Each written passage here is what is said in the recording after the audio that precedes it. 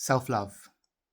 Self-love in its truest form is examining the patterns, the beliefs, the assumptions, and the behaviors that drive you to create your reality in a way that makes you feel frustrated, bitter, angry, dissatisfied,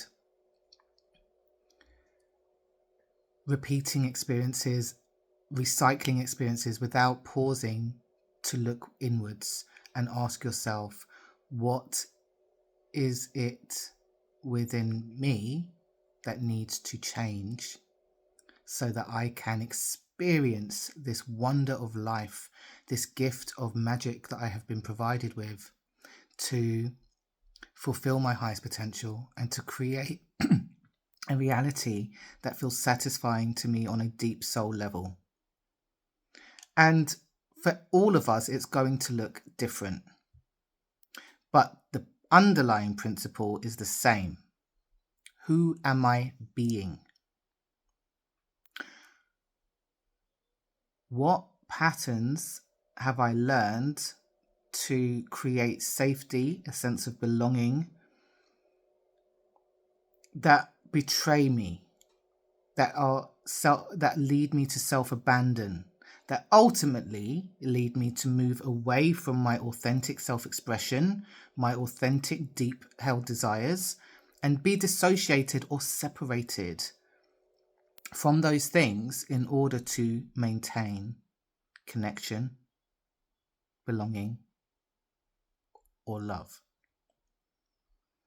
And what happens when you move into your divinity and start rising into your divine feminine power?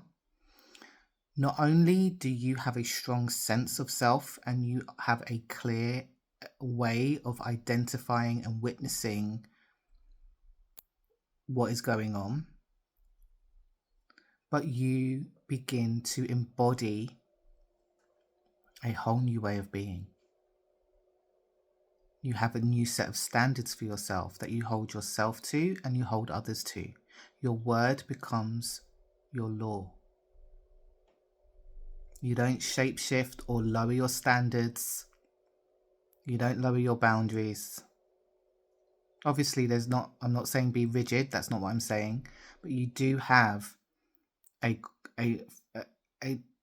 strong foundation that allows you to experience life as you desire to experience it. And when you don't, you're able to course correct. You have the tools. So this is the key that I want you to take away today. When you have grown up in a family of origin where dysfunction is normal, where the woman or the feminine role model was self-sacrificing, was a people pleaser, allowed abuse, not because of any judgment, but that was the patterning, that was the ancestral intergenerational patterning rooted in her childhood programming.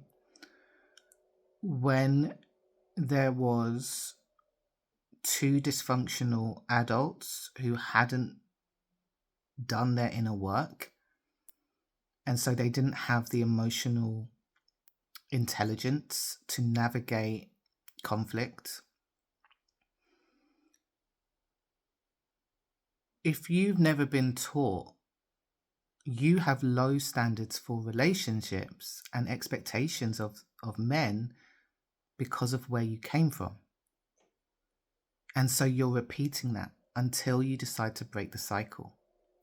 And this is the kind of work we do in the Receptivity Codes. We are identifying and diagnosing what are those subconscious beliefs and assumptions that you hold that are recreating the reality that you do not desire.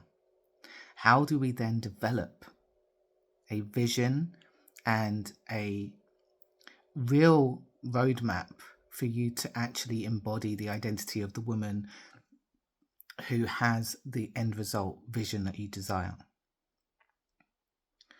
And how do we recode and rewire your nervous system so that you can move into internal safety, so that you're not attracting or desiring the same familiar energetics and frequency from your earlier conditioning,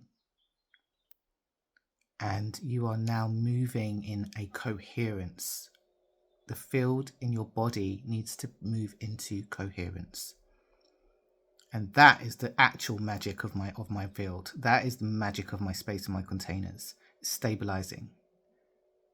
There's many tools, there's many techniques, there's all the strategies. I have all of the things. But what really creates the change is that ability to create stabilization and to mirror ninja level pattern recognition and to help you to resolve that, help you to facilitate that transformation.